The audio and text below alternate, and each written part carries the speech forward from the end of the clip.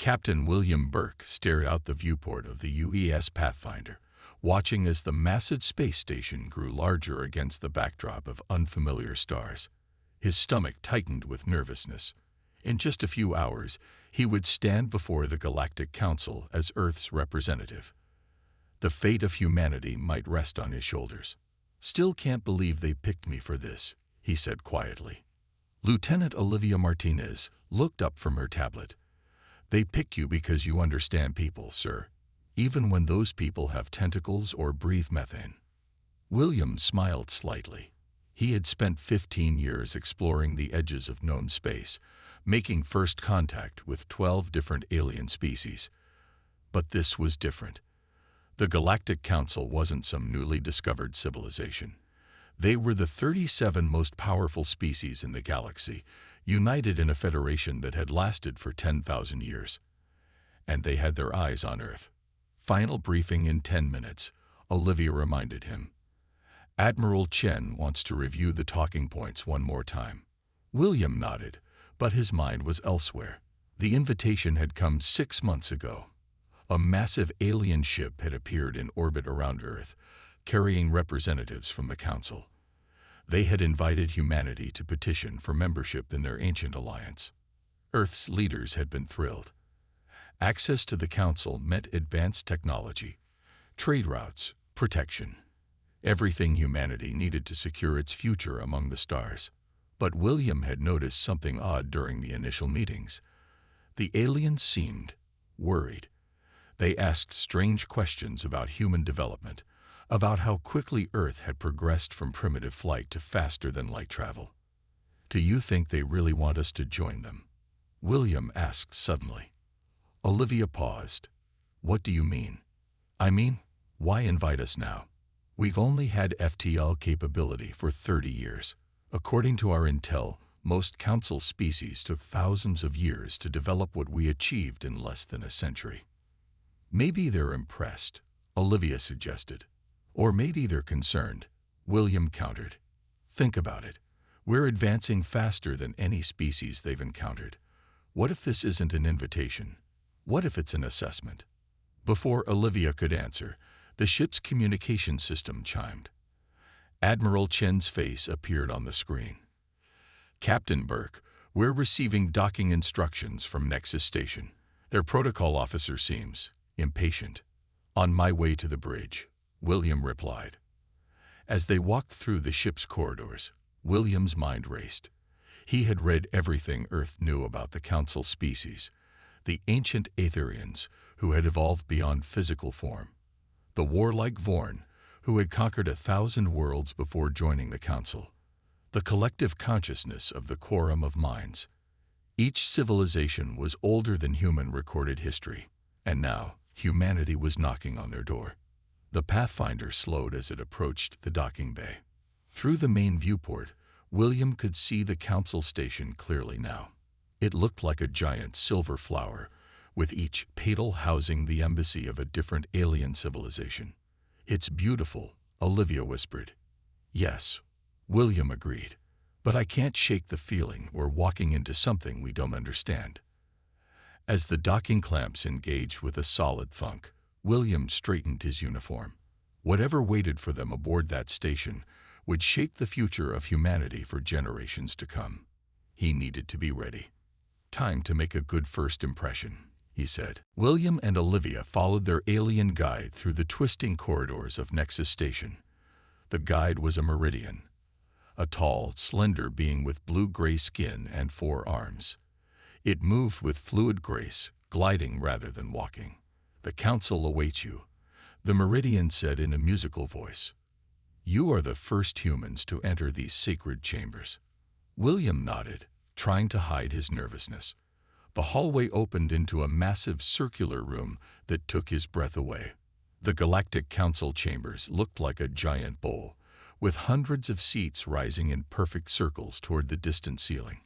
Each seat held a different alien species, some with multiple limbs, some floating in special containers, others appearing as nothing more than clouds of light. "There are so many," Olivia whispered. The center of the room held a simple round platform. The Meridian guide pointed to it. You will stand there, Earth representative. William stepped onto the platform while Olivia remained at its edge. Immediately, a soft blue light surrounded him. He could feel the weight of countless alien eyes studying him. A tall being composed of swirling golden particles contained in a crystal shell floated down from the highest tier.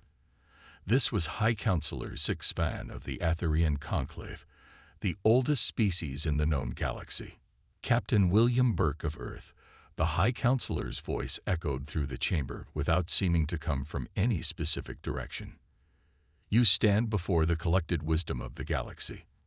For 10,000 cycles, we have maintained peace and order among the stars. William bowed slightly. High Counselor, Earth is honored by your invitation. Zixvan's crystalline form shimmered.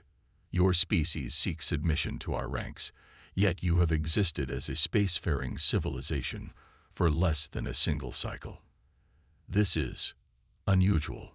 From one of the middle tiers, a large reptilian creature with red scales and 4 eyes leaned forward. Unusual? It is unprecedented. The creature's voice was deep and rough. I am Ambassador Koloth of the Vorn Hegemony. My species took 3,000 years to develop faster than light travel. Humans did it in less than 200. Murmurs spread through the chamber. William could sense a growing tension. Is rapid development a crime among the council? William asked. Not a crime, said another voice. A floating collection of glowing neural nodes hovered forward. But it is concerning. I am Ambassador Ninvex of the Quorum of Minds. We have studied your history, Captain Burke.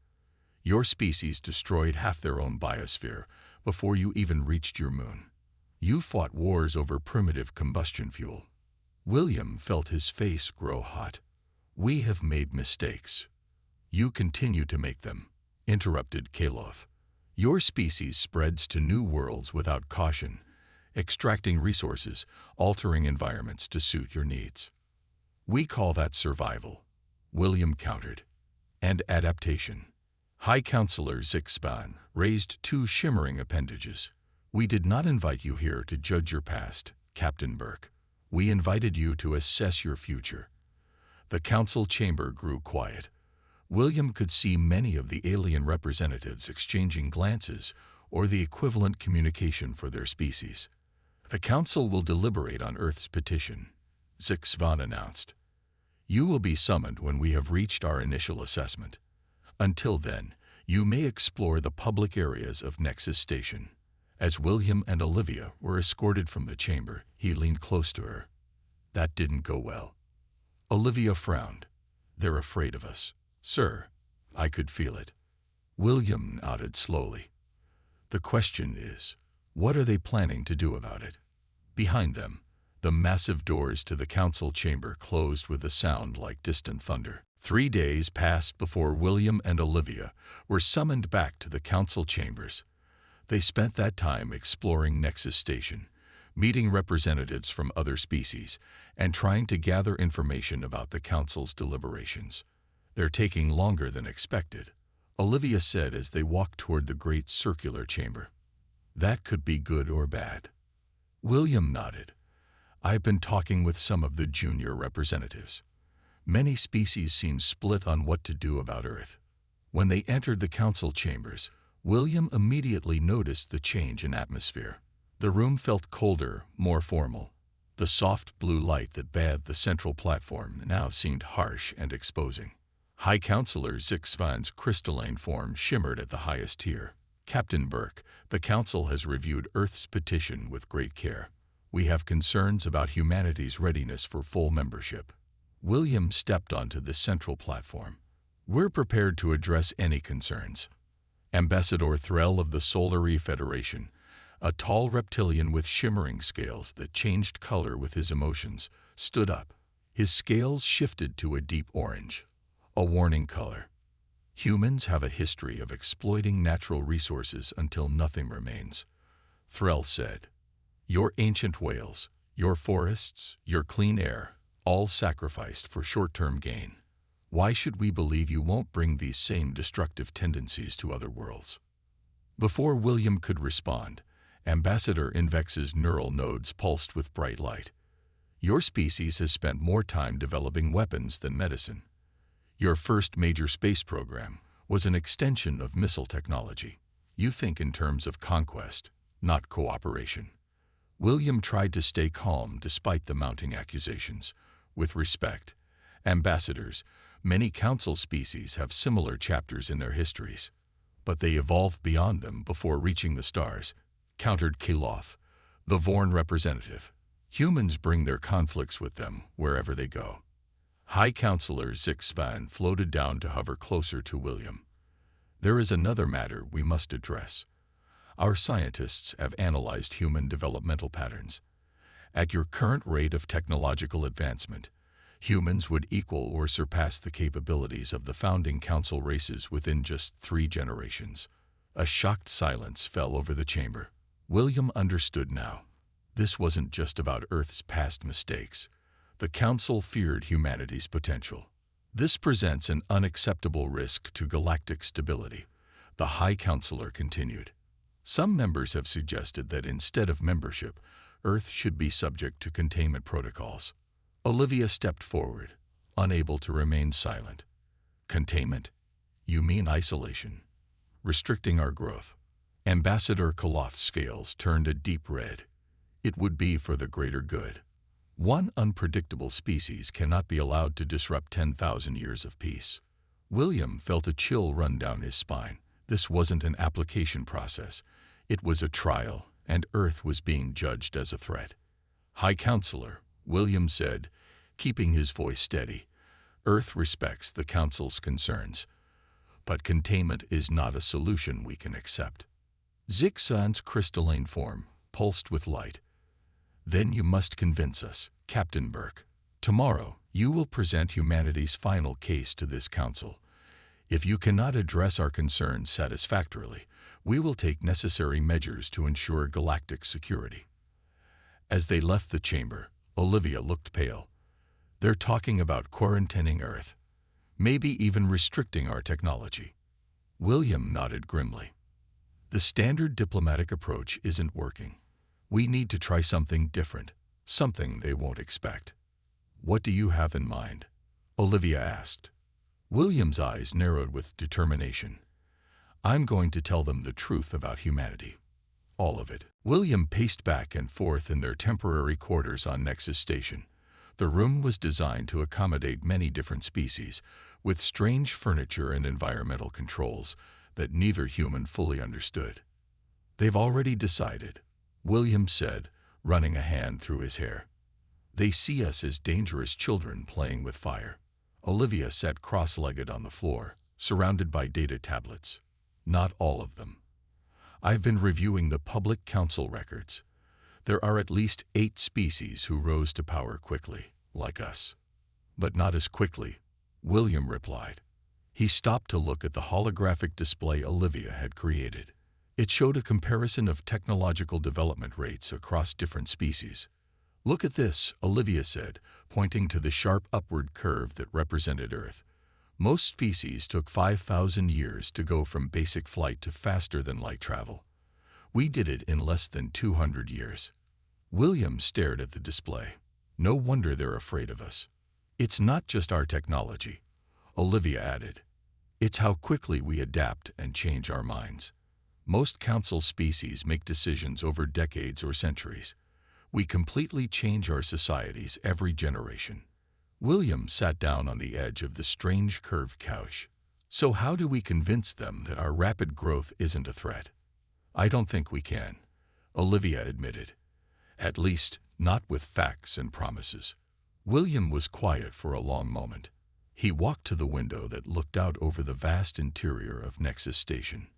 Alien beings of all shapes and sizes moved through the common areas. Some floated, some crawled, some moved in ways he couldn't even describe. What if we stopped trying to prove we're like them? He said suddenly. Olivia looked up. What do you mean? They're judging us by their standards, William explained, his voice growing more excited.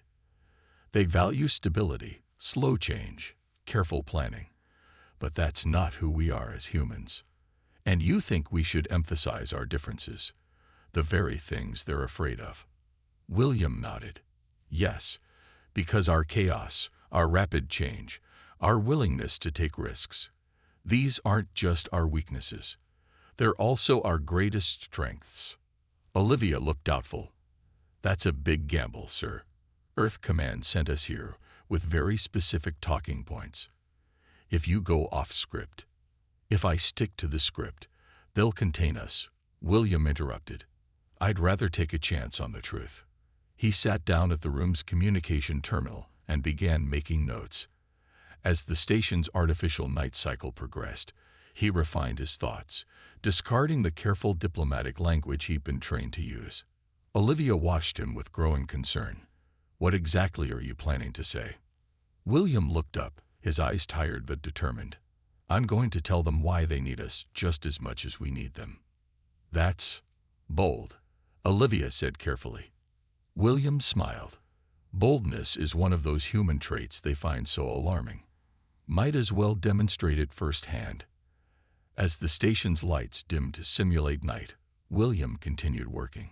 He knew what he was planning might end his career, or worse, it might damage Earth's relationship with the galactic community for generations. But he also knew that playing it safe would lead to disaster. By morning, he had abandoned all the prepared statements from Earth's diplomatic corps. His new speech was shorter, more direct, and far more dangerous. Are you sure about this? Olivia asked as they prepared to leave for the council chambers. William straightened his uniform. No, but being unsure and doing it anyway. That's about as human as it gets. William and Olivia entered the council chambers for what might be the last time. The massive room was filled to capacity. News of the human petition and the council's concerns had spread throughout Nexus Station. Representatives from species not even on the council had come to witness the proceedings. High Counselor Zixvan's crystalline form shimmered at the center of the highest tier. Captain William Burke of Earth, you may now present your final case to this council. Be advised that our preliminary vote leans toward implementing containment protocols for humanity's own safety and the stability of galactic peace. William stepped onto the central platform. The familiar blue light surrounded him. He carried no notes, no tablet, nothing but his conviction. Esteemed representatives of the Galactic Council, he began, his voice clear and strong. I will not defend humanity's past mistakes. You've studied our history thoroughly. You know our wars, our pollution, our cruelty to our own planet, and to each other. A surprised murmur rippled through the chamber. This was not the defense they had expected. But in focusing so intently on our failures, you've missed something fundamental about humans. William paused, looking around the chamber, making eye contact with as many alien representatives as possible. We change. We adapt. We learn. Not over millennia or eons, but within single lifetimes. He gestured toward the display screens surrounding the chamber, which still showed Earth's troubled environmental history. 200 years ago, we nearly destroyed our planet's climate.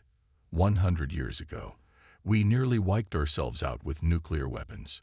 50 years ago, we united our planet under a single government for the first time in our history.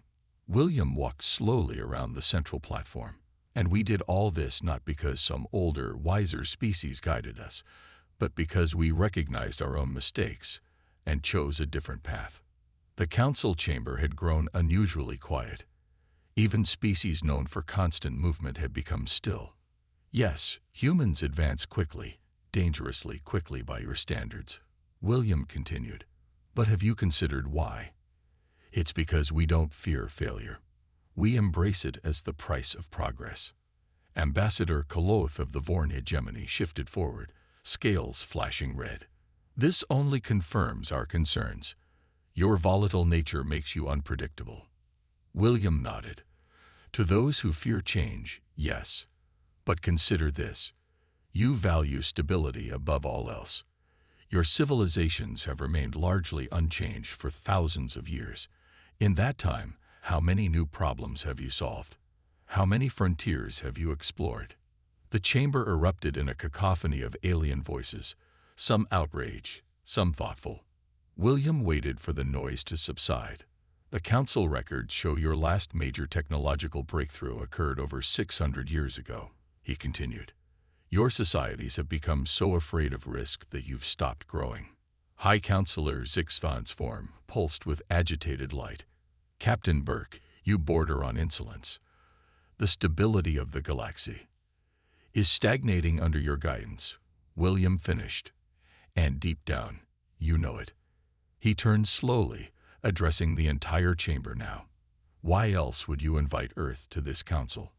Not because you want new members, but because you need our chaos. You need our creativity. You need our willingness to fail spectacularly in pursuit of something better. William's words hung in the air. For several long moments, no one spoke. Then, from one of the lower tiers, a small being with 6 eyes and translucent skin stood up. The human speaks truth that we have long avoided, it said in a soft voice. The chamber exploded into debate. William stepped back from the platform, his heart racing. What happens now? Olivia whispered. William shook his head. I don't know, but they're talking. Really talking. For what might be the first time in centuries. The council chambers erupted into chaos after William's speech. Thousands of alien voices filled the massive room, creating a storm of sound. Some species communicated with light or movement, making the chamber flash with colors and strange patterns. High Counselor Zixvan tried to restore order, the crystalline form pulsing with bright white light. We will have silence. Gradually, the noise died down. William remained standing on the central platform, his heart pounding but his expression calm. A tall, slender alien with skin like polished copper rose from the middle tier. Ambassador Eridu of the Tellurian Harmony, one of the oldest council members. Human, do you realize what you have done? You have insulted the very foundation of our alliance. William shook his head. I have spoken a truth that needed to be heard. Ambassador Invex's neural nodes glowed bright blue. You claim we invited humanity because we need your chaos. This is absurd. The Council has maintained peace for 10,000 years precisely by limiting such unpredictable elements. Then why invite us at all? William asked, his voice carrying through the chamber. Why not simply avoid contact with Earth? You've done it with other emerging species in the past. The council members looked at each other. No one seemed eager to answer. Finally, a small, spider-like being with 8 eyes arranged in a circle stepped forward. Ambassador Klixa of the Arachnoid Collective, known for their brutal honesty. The human asks a valid question, Klixa said, voice clicking and whistling. We have been monitoring Earth for 70 years. We could have chosen to remain hidden. We did not. Why? High Counselor Zixvan's crystalline form dimmed slightly. The decision was made for security reasons. Human advancement could not be ignored. But that's not the whole truth, is it? William pressed. You could have contained us decades ago, before we even knew you existed. Instead, you watched. You studied. You became fascinated. Ambassador Threll's scales shifted to a deep purple, a color William had not seen before. The human is partly correct. Many of us have become interested in Earth's development. Your art, your music, your endless variety of ideas, they are unlike anything we have seen in millennia. William nodded. Because your societies have grown comfortable. Safe. You've forgotten what it means to take risks, to try new things, to fail and begin again. Ambassador Koloth growled. And you believe this makes humans superior. Not superior, William said firmly. Different. We offer something you've lost, just as you offer wisdom and stability that we desperately need. The chamber grew quiet again. William could sense the mood shifting. Not everyone was convinced, but they were listening now, really listening. Look at your own histories, William urged. Every species in this council once went through a period of rapid growth and change. Every one of you took risks, made terrible mistakes, and learned from them. That's how you advanced. Ambassador Envex floated closer. What you say has merit, human, but your species advances so quickly. In a mere 3 generations, your technology could surpass our own. This presents a genuine security concern. William nodded. I understand your fear. But consider this. With proper guidance from the Council, humanity's creativity could be directed toward solving problems that have troubled this galaxy for centuries. Problems your stable, careful societies haven't been able to solve. High Counselor Zixvan's form brightened. You offer partnership, not just membership. Yes, William replied. Humans don't want to disrupt your peace. We want to enhance it. We want to learn from you, and perhaps in some small way, remind you of what you once were. The council chamber remained divided. Many representatives still regarded the humans with suspicion, but others showed unmistakable signs of interest. The council will deliberate on this new perspective, announced Zixvan. Our decision will come tomorrow. William and Olivia stood side by side in the center of the council chambers. 3 days had passed since William's speech, 3 days of intense debate among the council species. Now the chamber was filled with a tense silence as they awaited the final decision. High Counselor Zixvan floated down from the highest tier, the crystalline form glowing with a steady blue light. Captain William Burke of Earth, the ancient being's voice echoed through the chamber. Your words have indeed stunned this council. In 10,000 cycles, no species has dared to suggest that our stability might be our weakness rather than our strength. William stood tall, his face calm despite his racing heart. Beside him, Olivia kept her expression neutral, though her hands were tightly clasped behind her back.